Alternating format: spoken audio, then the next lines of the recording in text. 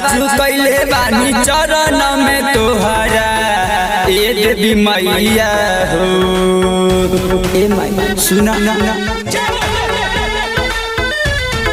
सिरा बाजू कैले बानी चरण में तोहरा ए देवी मैया हो।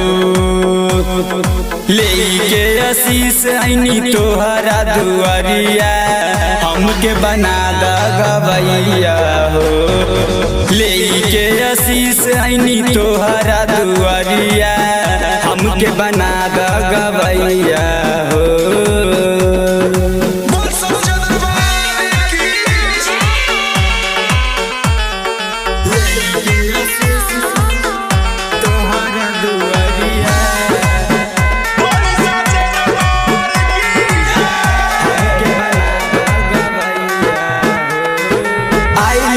तोहर चरणवा खोल गए मैया ज्ञानवा।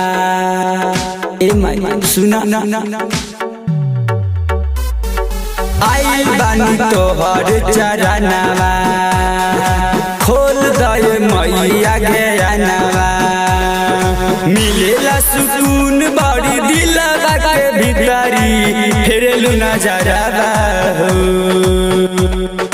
मिलेला सुकून बड़ी दिलवा के भीतरी फेरेलू नजरवा हो।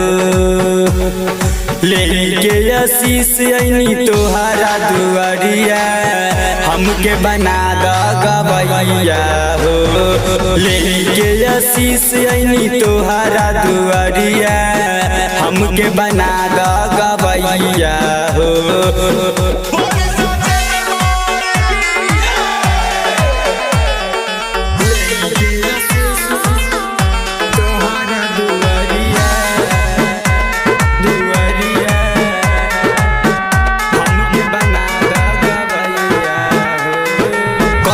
तू थोड़ा विचार माई हमरो पर कर तू उपकार माई। मैया डाल दे तू तनी हो नजरवा लिखल विशाल हो पचरवा।